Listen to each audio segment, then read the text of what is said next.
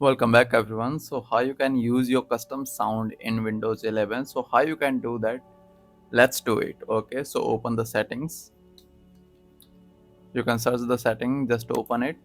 Okay, open the settings. When you settings, you can see there is the option systems. Okay, click on systems. Now you can see the sound settings. Okay, click on sound icon, and now you can see there are lots of settings. So slide down a little bit, slide down, and now you can see more options. Okay, so click on more options.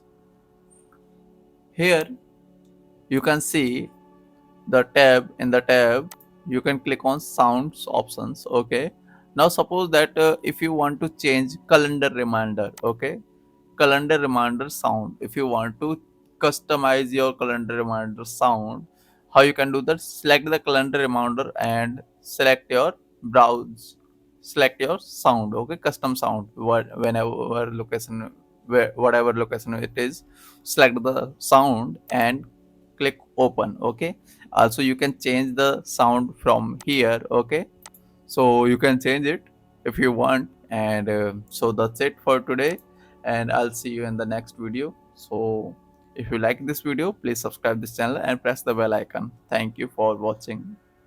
Okay, bye.